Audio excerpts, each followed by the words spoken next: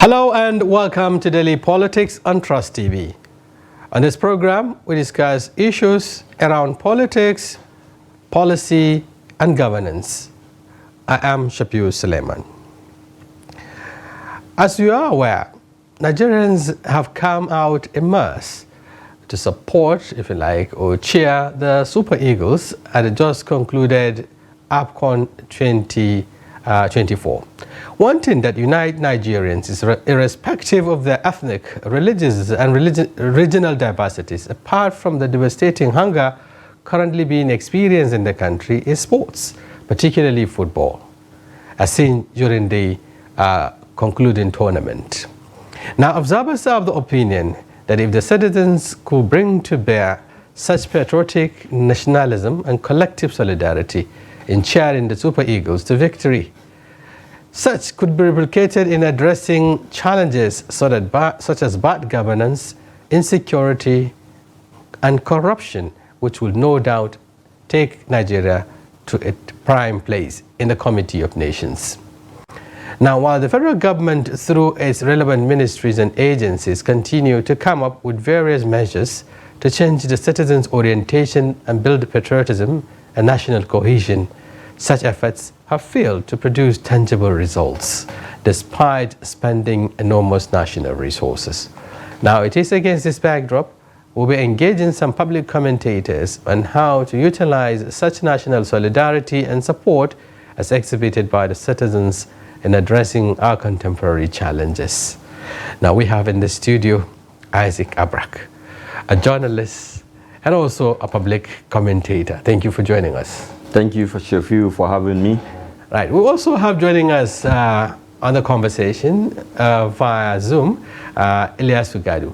He's an ex-diplomatic officer and a columnist. He joins us virtually. Now, but before we engage in the conversation, here is a tidbit. Now, the Emir of Kano, Alhaji Aminu Ado Bayero, on Monday told Nigeria's First Lady, Oluremi Tinubu, to inform her husband, President Bola Tinubu, about the unprecedented hardship in the country. The Emir, who spoke through an interpreter during the visit of Mrs. Tinubu to the state, also asked the president to urgently address the issue of insecurity across the 6 geopolitical zones of the country. He was quoted to have said, "I want to admit that you inherited this situation, but the horrific decline in standard of living under your administration is alarming and deserves urgent attention," he said, end of quote. Now, we'll take a short break, and when we come back, the conversation commences. Stay with us.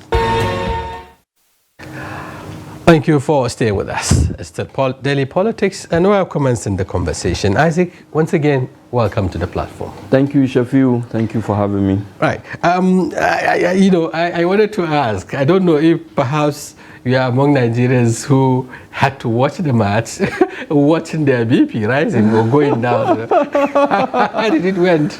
I mean, that statement clearly shows how much we love our country. That's right. That, I mean, the issue of about the BP came out. It shows a lot of commitment, a lot of love, for the nation through our national team. I was not part of those people. I am very healthy. I'm still a young person, so no issues at all. Very interesting. Yeah. Let me also congratulate you and congratulate Nigerians, for having that silver position, which is also very important, even though Nigerians had wanted to see the Eagles lift the trophy, but then it was also what's going on. The fact that Nigerians came second in that tournament. What do you make up with that? Well, I would take that with a mixed feeling. Because from the generation that I come from our generation, having come up from Green Eagles, to the Super Eagles, we had a team. Nigeria is known for its brave heart. We are known that even if you are leading us 4-0, we can still come back and beat you. To have that resilience and that optimism. And optimism, So Nigerians are used to, that passion. Nigeria are used to that victory. So when we didn't get the goal yesterday, some people were kind of, oh no, we should have gotten it. But then it's fine, especially given the fact that if you look at the composition of the team, personally, when the team went there, I never even thought they would get to the final. And for us to have gotten to the final and come out with a silver, I think we should fairly appreciate ourselves and also commend the boys. And also commend our President Bola Ahmed Tinubu, who gave every support, to the Super Eagles. We saw our Vice President, our Senator Kashim Shettima, boldly there, confidently cheering them up, and he came out to the pitch, to the pitch to congratulate the players and even congratulate those who won, showing good the spirit of sportsmanship there. It's quite commendable. Okay, even though we're beginning to get into the conversation, but then I wanted us to look at the tidbit. We have a tidbit. You heard it. When the First Lady, the wife of the President, visited Kano, and the message by the Emir Ado Bayero, talking about the fact that she should tell her husband that Nigerians are facing extreme hardship and so on. How do you see that? I mean, what do you make up with that call by the revered, Emir? That is the kind of call, Shafiu, that we want from our leaders. That is the kind of call that should come from our royal fathers, to advise, people in power, no matter how high they are, and tell them the truth. That the people I'm leading, the talakawas of Nigeria, are suffering. Yes, are suffering. And so, so it was the right call. And I believe that Her Excellency, the First Lady of Nigeria, is a mother. That message is going to sink in. And I believe, knowing the kind of person she is, from Lagos to the Senate, how she was taking care of children, the renewed hope programs that she has been carrying on, to educate children, take care of orphans and all of that. That means that she's the kind of mother that those words will make sense to her. And we hope that she transmits those words to her husband and also help him, to make life bearable for Nigeria. Yeah, he also talked about, part of the message was also for her to tell her husband and the president of this country that there is urgent need to address this issue of insecurity across geopolitical zones. Perhaps, it's also part of the reasons why this poverty is becoming alarming.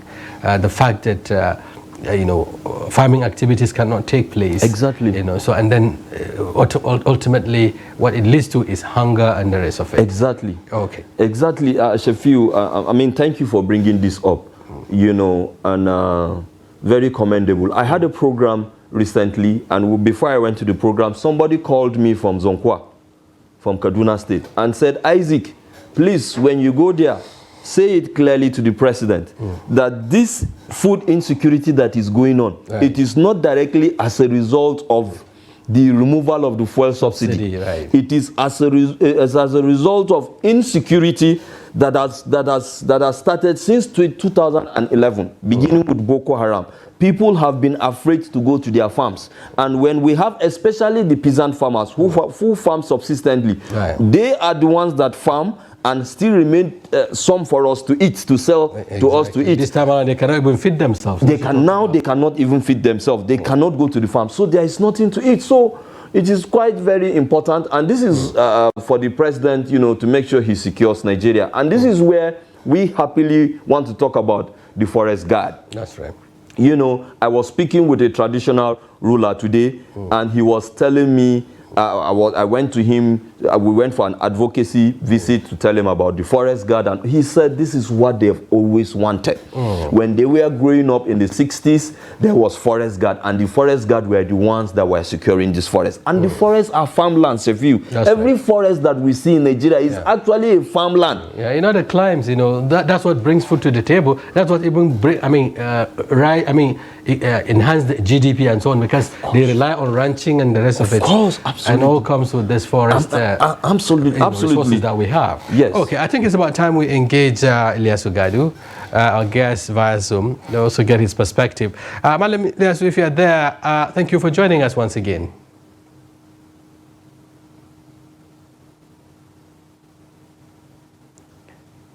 Ilyasu, are you there? Okay, I think you need to join with the audio so that we can get you loud and clear. Before you do that, okay, we are talking about the forest guards and what they can do in terms of securing this so-called ungovernable spaces. Exactly, exactly. So you put it, yeah. I mean, it's so very convenient, and the way you identify issues. Yes, they are actually ungovernable spaces. Our forests have become ungovernable spaces.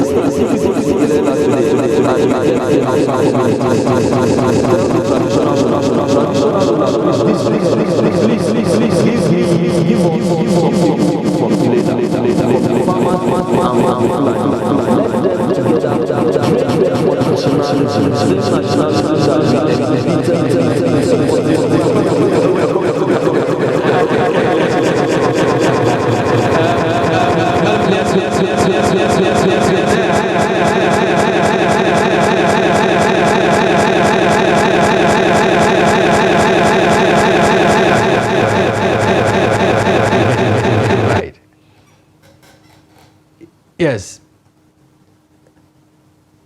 Alamililasu, if you're there. Okay, I think we're still working on that audio. Okay. You're making a point when I had to interrupt you. Yes, if the president can help us, let us recruit people, villagers, rural dwellers who live around the fringes of this forest, who understand the terrain, into this forest guard. They will be able to go into this forest and secure it. Exactly. And they can also liaise with the military, to help guide the military, as we had. Also provide intelligence, local intelligence. Basically intelligence. As we had in Maiduguri, in the days that a state of emergency had to be declared by President Goodluck Jonathan because Boko Haram were charging towards the government house. Right. In Adamawa State, we had the hunters who came in and helped to recover Hong, Song, Gombe, Mubi. Significantly. Yes, significantly. So we need these people at this moment in time. And with the spirit of nationalism, citizenship, and patriotism inculcated into these people, I believe that these bandits, as they say in the local parlance, we no go grieve for them. We must take back our forest. Even though the police said, that cliche, if you like, or that slogan may lead to crisis. Yeah. Okay. Okay. Let's look at the issues properly. We're looking at what Nigerians did, in the just concluded AFCON. And this is what they've been doing over time, whenever there is tournament, especially when it has to do with Nigeria as a team, they always come together irrespective of their backgrounds, irrespective of their diversities, to cheer these teams to victory. If you go to a viewing center, you find people of like minds, people of from all corners of this country coming together, forgetting about everything, and cheering the team with all the spirit of nationalism and patriotism and all of that. So it's exciting when you see that. It is. I mean, just mere you recounting it, it bring that excitement back to me. You know what I observed was the cordial relationship between the Super Eagles captain, Musa, Ahmed Musa, and also his assistant Ekon. Ahmed Musa never got on the pitch and played. Ekon, he was all over the place, but he was cheering, charging, supporting them, and you could see his chemistry with his assistant so beautiful. That's right. If we can translate those kind of beautiful relationship, cordial relationship, nationalistic relationship, to governance, to the politics of Nigeria, it is going to be wonderful. Unfortunately, Isaac, immediately after the match, you find people going into their shields, you know, taking those cleavages, I mean, those fault lines, yes, pushing them to the extreme. Yes, we begin, because of this one, that's why we lost it. So person, you know, appearance or somebody's participation led to this and all of that. Immediately after. Immediately after. You know, surprisingly. Shefiu, Nigerians are very lovely people and we love ourselves. Especially given the age that we came from. You know, I remember growing up in Kaduna City, you know, where there was no difference between a Christian and a Muslim. Never. You know, we're all together. As families. You know. Yes, as family. You know, it is as a result of bad governance over the years, you know, that created these feelings of dissatisfaction and insecurity and lack of trust amongst us. But when we get the opportunity, as football provides for us, we show this love, we show this unity. So it's now left, you know, for the people in governance today, you know, to unite themselves by providing us the adequate distribution of dividends of democracy. Are they really interested in the unity? Because to some extent, some will say they are behind these divisions because they also take advantage of it. It is only when there is divisions among the people, along ethnic or religious lines, that they will be able to penetrate. That is true. We're talking about, you know, carrying this solidarity to governance. Now, let me give an instance. For instance, you know, one who has stolen our commonwealth, you know, is about to be exposed or is being put on the radar. You know, other people from other side will say, because he's a tribe, because he comes from you know, and all of that. So instead of us to rally around and say, okay, this is our common patrimony. So if someone took it, irrespective of where he comes from, we have to rise up and challenge that. Yes, absolutely. I mean, it still goes back to the leaders, especially in governance today. If they like, and I don't think they would like to do that, to continue to try to divide us, you know, along ethnicity and religion, it's all going to blow up on our faces. That's right. Everybody. You can see the surging of the insecurities that encroach so much now into the capital city. It used to be in the rural places, but now it is encroaching. It is now encroaching. It is as a result of bad governance. It is as a result of the neglect. Yes, Initially, neglect. people thought it was just a thing of the rural communities. It doesn't come here. So now it is coming. But if they can unite us by distribution of wealth equally, you know, to all the people, you know, this insecurity is going to solve, and everybody is going to be happy for it. And I like the president. This is why my group, the Northern Christian Youth Professionals, supported Bola Ahmed Tinubu without any reservations, even though it was a Muslim ticket. Right. Okay. We'll come back to that. Sorry, you can hold the brief, and when I have Ilyasu on the line now. Alam Ilyasu, thank you for joining us. Yeah, thanks very much, Shafiu, and the guest. There's some technical issues really that prevented my joining you guys. But it's been a lively discussion, and I think I'm happy to be here. Right, thank God it has been resolved. Okay, let me start with our tidbits. I'm sure you heard it. Talking about the admonition, if you like, or the message of the Emir of Kano to the President Bola Ahmed Tinubu through his wife and wife of First Lady Remi Tinubu. He said she should tell her husband that Nigerians are hungry. There is extreme hardship in the land. Again, he talked about the need to address insecurity promptly, especially across the geopolitical zones. In 1 minute, what's your take on that? I think the Emir's message is spot on. We like, traditional rulers to be as courageous as that, because right now, you know, the situation in the country is getting overboard, and we should not have any inhibitions about saying what's happening and mealy-mouthed about it. So the Emir has really done what a leader should do, and kudos to him on that. So we want to hear more traditional rulers, you know, making the same statements and admonishing the leadership about the problems we're facing in this country, so that they don't take us for granted. And I think the Emir deserves to be commended for that. Right. He also talked about the fact that he is not unaware that the current administration actually inherited some of these challenges from the past from the past government, but then it is becoming unprecedented, that it is getting out of hand.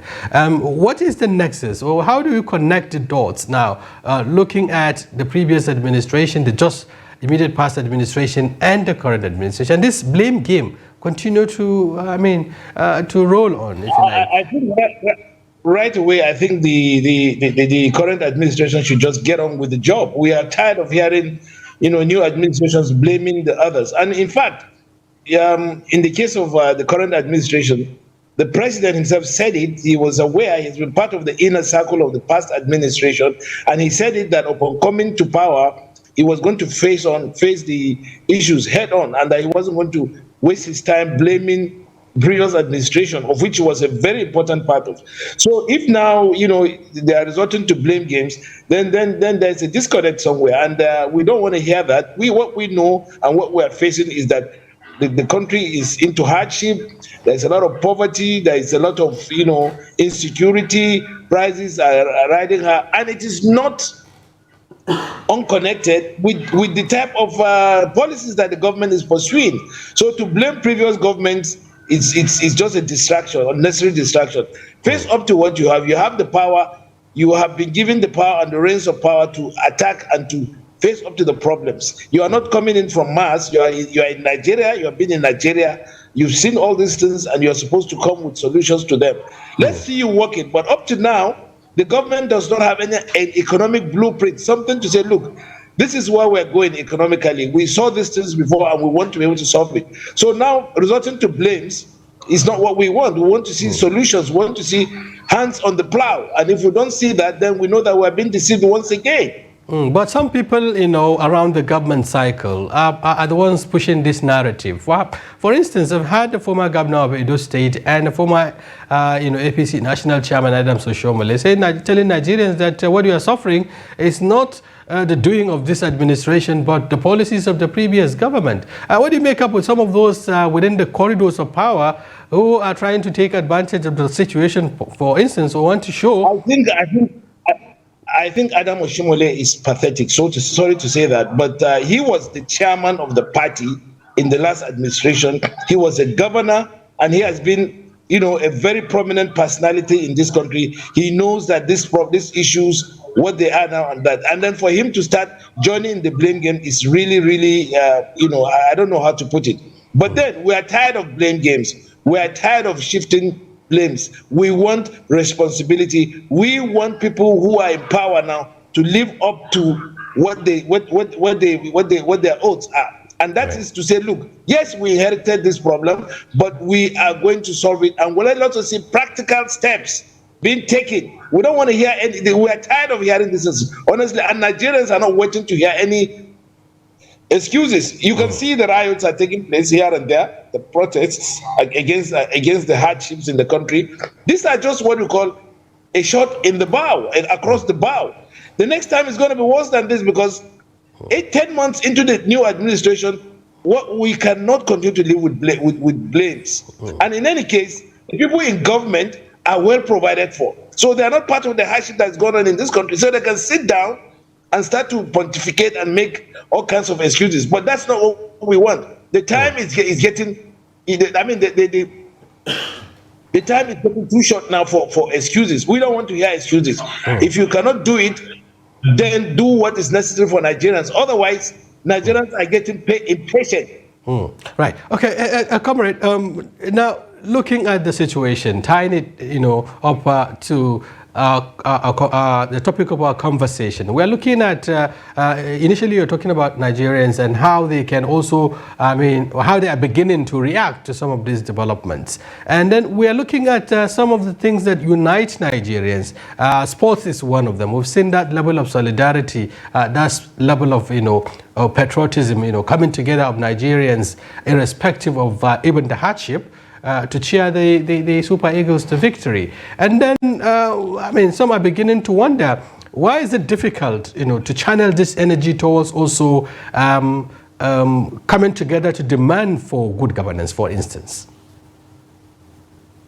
Well, it's a positive development that at least we have something to rally around as Nigerians, because right now in the country, there is nothing to rally around, of course, except, of course, you're talking about the hunger and poverty, which is what has, rallied around Nigerians across the country, from the west to the east to the north to middle belt and all those areas. But then, in the case of football, well, as Karl Marx would say, religion is the opium of the masses. Football has become the opium of Nigerian masses as we speak. But even at that, it's a temporary unity that is forged by football, because even when, and it happens when we are winning.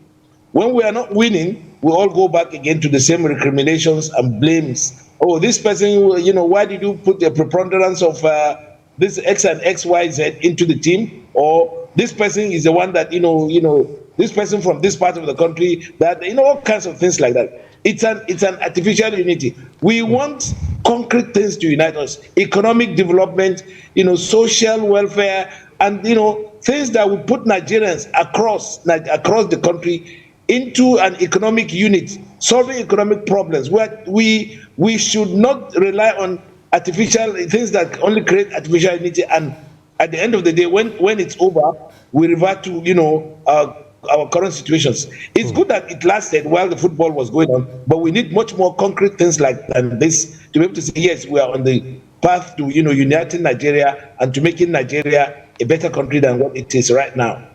Okay. As comrade is talking about the fact that the whole solidarity, unity, and whatever is just artificial.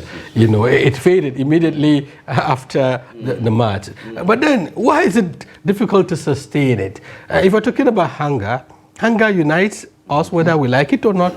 Poverty unites us. Okay. It doesn't discriminate. Okay. And everyone feels the impact. Yes. So, but then, even with that, you find some people pretending that all is well, simply because they wouldn't want to, associate themselves with those who are voicing out their anger. It's okay, you're voicing out the anger because it is not your man that is on the saddle and all of that. Yes. Why is it so? It's still, I think the level of unfairness, of successive governments all through the years, has somehow tampered with our humanity, has somehow tampered with our pride, and as such we've been reduced sometimes to think less of ourselves, and this is why we find it difficult to sustain level of trust, to sustain level of love, because of the high level of poverty. Football makes us to forget these problems, and so when we forget these problems, we kind of unite ourselves, around. But even the unity, comrade is telling us we are united in the victory. But when we are at loss, we are now divided. Our division comes glaring. Yes, when you lose now, you come back, you start to remember your reality. You remember the difficulties and all of that. So you pull back into your shelf. I don't blame the people. The blame would always go to the leaders. People are only acting because of due to their reality. If the Nigerian populace was doing fine, we would all be united. I have to reaffirm again, Nigerians love themselves.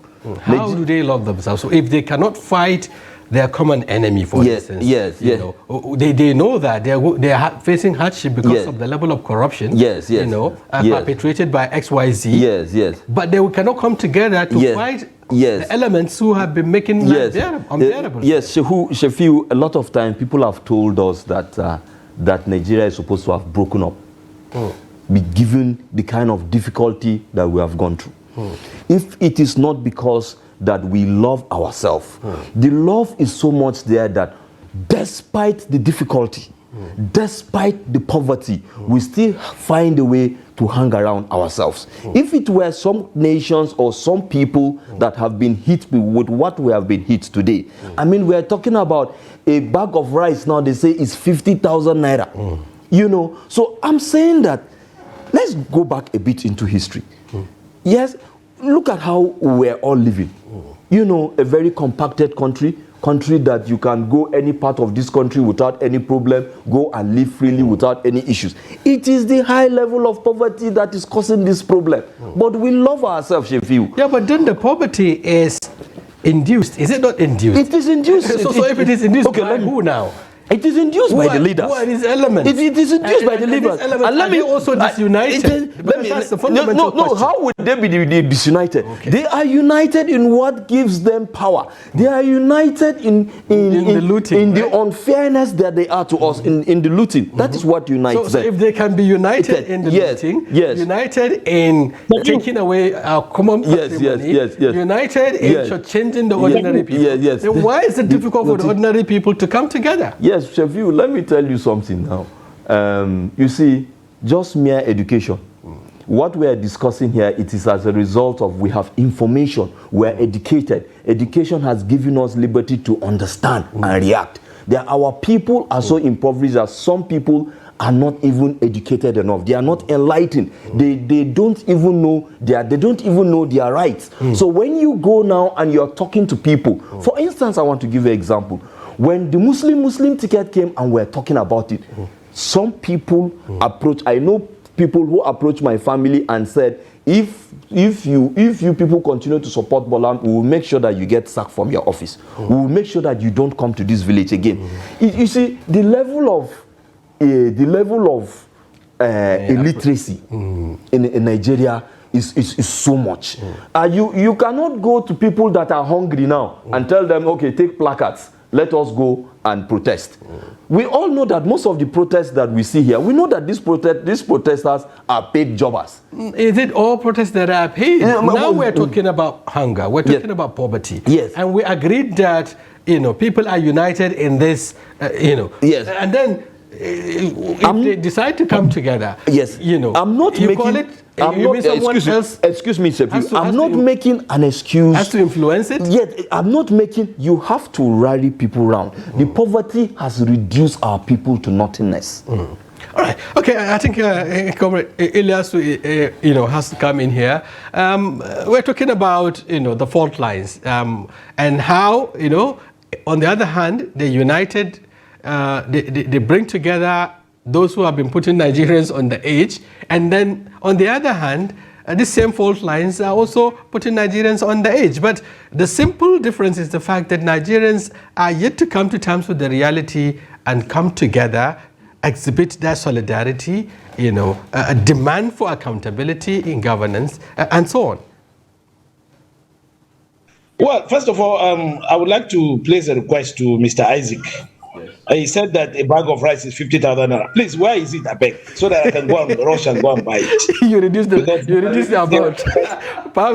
Please, I beg, show me native somewhere. Because I know that a rice is going now for 77,000 naira. If you know where I can buy it for 50,000 naira, please, let me know. I can borrow from Sheffield and then go and buy the a bag of rice. But at 50,000 naira, That's by the way, right? But anyway. You said that it's a miracle that Nigeria has not, broken up. Yes. Up till this moment. And what I want to say is I want to be very, very, very, very brutal and frank. Nigeria has not broken because the people who think that they can break Nigeria don't really have the ideas and have the capacity to even break it. It's beyond their capacity to break this country. But they keep talking about it because once they flag it up, it becomes something of a bargain, a political bargaining, so that they can now, threaten the existence of the state, and then they can be called and say, okay, come, let's sit down and see how we can settle it. But I tell you, to break this country is beyond the guts, beyond the capacity of the people who are talking about it. It's not a meal ticket. It's not a tea party to say you are going to break. How are you going to start it? Are you going to do it by guerrilla warfare, or are you going to do what? So let's even leave that. The real issue here is that, the leaderships or the elites of Nigeria are just mocking Nigerians. One political leader, sat down one day and said, look, Nigerians cannot revolt because we know that they don't have the guts to do it. And that is because he feels that, look, and his justification is that, well, all you need to do is throw in religion and throw in ethnicity. regional ethnicity. And then you have Nigerians eating out of your hand and they'll never do anything. But I bet you, in the circumstances that we find ourselves now, Nigerians are angry all over the country, from Lagos to Maiduguri to Osogbo to everywhere. Because if the elites continue to think that they have a recipe to continue to divide Nigerians and then to be able to do what they want and then treat Nigerians with contempt, then one day, which is coming very soon, they're going to have to know that Nigerians, that hunger and poverty is the bedrock, or is the seed that creates revolutions. And this is what's happening now. People are sitting down. The government is asking people to make sacrifices. Yes, the people are making sacrifices, but at the end of the day, people are seeing that the government is not even interested in the welfare of the people. And they see that the same people who are saying that there should be sacrifice are living it like kings. They're living life. They're not affected by what they have created on Nigerians. They travel abroad for their health needs. They live, even within Nigeria, they live in the best neighborhoods. They don't have problem of light. All these problems we are facing today in terms of rising prices does not affect them. The government continues to fuel their cars, their vehicles that the government provides. They are talking about removing subsidies on Nigerians, but at the same time, their lifestyle is being subsidized by the Nigerian poor. So how do you reconcile that? And then you expect them to continue to make sacrifices? Come on. But maybe Ilyasu, people in power that we're talking about are also beginning to realize that all is not well, actually. Recently, we've seen them coming together in an emergency situation, talking about the need to rescue, Nigerians, the need to open the strategic reserves, get food on the table and all of that. They're running helter-skelter, trying to see how they can assuage, the situation. I'm saying that they're not doing enough, to earn the confidence of Nigerians. Shafiu, 102,000 tons of grains will not even be enough for a state. Not to talk about the whole of Nigeria. There are over 200 million people, and then you just bring out 102,000 tons of grains. Come on, are you serious? It's just photo opportunity for them to look as if they are doing the right things, but they're not. You and I know that they are not, because as far as they are concerned, this is just something to just create the impression of they are doing something, but they are not doing anything. At the end of the day, they just want to manage it so that the people will just believe that something is being done. But at the end of the day, not only do they not have the inclination to do it, but they don't even have the capacity to even sit down and say, let us devise some policies. Let us even take the bull by the horns. Let us put our hands on the plow. Let us make sure that we walk the talk. But they tell you, okay, yes, do this, but you see them flying in private jets, you see them riding in 160 million naira worth of cars or vehicles, you see them traveling abroad for their own health requirements, and then you think they can Nigerians? Isaac, talking about making sacrifices. Yes. And then what should we recommend? For instance, they've been telling Nigerians to tighten their belt. Yes. They've been telling Nigerians to to be strong, to be resilient. Yes. But then, comrade, just talk about how they live their lives. They are not ready to cut any of their expenses. Yes. They're not ready to reduce any of their luxurious lifestyle, and so on. How do we get them to also take responsibility and make certain, a sacrifice for the nation to move on? First of all, it's to have honest discussions like we're having today. Is to have us, people speak out quite very, honestly, about issues that are going on. But I just want to quickly add here, as much as we are not very happy with what is going on, we must at every stage in time commend, every strand, of efforts made by the government. You just made, for instance, now that the president set up a committee to look into this food situation. That is an effort. What comrade is saying is it's like a drop in an ocean. Yeah, but it's an effort. It's an effort, and don't forget that before he came, we're talking about what has brought us to this insecurity, to this food insecurity. It's as a result of long time of bad governance, insecurity, the insecurity that hit us beginning with Boko Haram, you know, in the northeast, you know, also contributed to all these issues that we're talking about, even coming down to the middle belt. Most of these issues virtually attack our forests and our farmers. Our farmers have not been able to go to the farms efficiently since 2011. So it's a combination of a lot of issues. Continue to lament. You're talking about over 2 decades. Yes, of, that is what I'm saying, that challenge. Lamentation is not the issue. Constructive criticism is the issue. And appreciation of every government effort, positive effort towards what we're doing, but making sure to criticize them. But what I want to add at the end of the day is that the leaders should beware.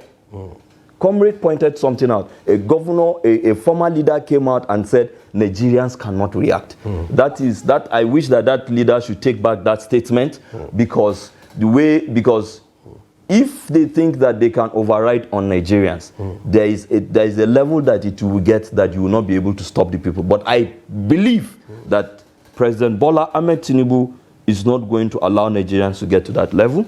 He's going to do everything to ensure that. We're beginning to see emergency responses. But then, beyond short-term measures, you talked about the challenge. It's a long-term challenge that requires long-term solutions. Yes. But we are not, Nigerians are not beginning to see steps taken to address some of these long-term issues. If you talk about insecurity, you did mention earlier on, it's as a result of the neglect of the people, you know, poverty and all of that. If that is what is happening, why is the government channeling funds towards, prioritizing things that ordinarily shouldn't have been prioritized? You know, buying military hardwares and what have you, spending billions of naira to acquire aircrafts that will end up bombing people, mistakenly, as they say. Why don't the government begin to think about changing the narratives now, changing the style, addressing the root cause of these problems instead of reacting? I totally agree with you. We need the application of the non-kinetic kind of energy tools, you know, in this warfare. And this is why we are calling for the establishment, the revitalization of the forest guard. This forest guard will give us an opportunity, you know, to pull out intelligence, you know, from the communities, from the forest. And this intelligence is what the military would use. So forest guard now is also a short-term, a mid-term, and a long-term, you know, solution. Yes, we have to hold our government leadership accountable. Yeah, accountable, you know, especially we want to know what are their long-term plans. But if you are in the seat of the president right now, or in the seat of the government right now, what you will be thinking about is how to immediately, you know, ameliorate the sufferings of the people in the immediacy. Okay. You know. Okay, let me get Comrade back because we are gradually rounding up. Comrade, how do we, because we're looking at measures to address some of these problems, and then how we can take advantage or leverage on Nigerian solidarity, they're coming together, you know, to address some of these problems. Bottom-top approach, how do we apply it to address this issue of poverty, for instance, or even the hunger, the ravaging hunger in the land? Well, let me just refer us. There are copious examples in the history of this country where when leaders introduce measures such as being introduced now, they thought through it and brought out, measures that really, at least for the short and long term, medium term, help solve the situation. The issue of economic reforms, started with President Babangida when he introduced SAP. In 1985. That's right. And before he introduced, he went around the country, he tabled the issues to the Nigerian people. There was a lot of debate, around what needs to be done and how it will be done. And at the end of the day, yes, he introduced SAP, but he also introduced measures like DFRI, Department of Food, Roads and Rural Infrastructure, that channeled some of the gains he made into providing infrastructure, roads, and also reflecting the local economy. Now, when you have DFRI, you have people in the rural areas contributing in terms of, the rural areas were energized to provide things that will help in the constructions. Till today, there are some of the roads that we use are different roads. And he also introduced National Directorate of Employment, where people were employed. And these were measures he took to ensure that at least the hardships, that was introduced under SAP were ameliorated. Nice. So it was something that Nigerians didn't feel it as much. The same thing with General Abacha. Abacha introduced PTF, Petroleum Trust Fund, whose measures we are still enjoying today, and he kept the naira, steady. Yeah. And apart from that, he also, when he introduced, when he increased the price of petrol from 9 naira to 11 naira, he set up PTF, and PTF, took it upon itself to provide ameliorating measures to Nigerians. Today, you go to some hospitals, you see beds, you see bed sheets, you see Panadol, you see roads, go to universities, you see buses that were provided under PTF. In the case of this administration, it was done without thinking like in that manner. Okay. It was something like of a fiat, like a military administration. And now we are down into the 10th month of the government. Nothing comprehensive is being done to ameliorate the people who are suffering. Right. Okay. Yes. Okay, Isaac, because we're ending up, he was chronicling some of the interventions of previous administrations in addressing some of those fundamental issues around poverty, around, and all of that. Here we are with a government that came up with, what they call the empowerment programs and what have you, and we know what they are facing right now. But then, I wanted to, your last slide, how do we engage, religious leaders? What role can they play, in terms of, changing the orientations of the people, making them to embrace this patriotism and nationalism in addressing the problem? Very quickly. First, the government must be open to the people, must open themselves more. The officials of the government, those who have been appointed, legislative leaders, they must always go back to the people and interact with them, right? They must bring in these religious leaders, make them to understand that this is the situation in the country. This is our plan. So therefore, an imam can now confidently, since he has understood the system, can now go back and talk to his people. A pastor, since he understands the system, can now go back and talk to. I am saying that the government should be more open to interact more, with stakeholders in this. Thank you very much. There is need to change the psyche. Governance has to be deeply grassrooted. You need to involve the people and what have you. Thank you very much, Isaac Abra, a journalist and, of course, a public affairs commentator for your informed perspective. Thank you very much. We also appreciate Madam Ilyasu Gadu, an ex-diplomatic official and also a columnist who has given us his perspective on this very important topic. Thank you once again, Comrade Ilyasu. Thank you very much, Shafiu, for having me on, and the viewers too. Okay, on behalf of the guests and the technical crew, viewers, that's a wrap on today's package. We sincerely hope you found the conversation engaging and informative. And be sure to join us every weekday and on Fridays when we come up with challenges.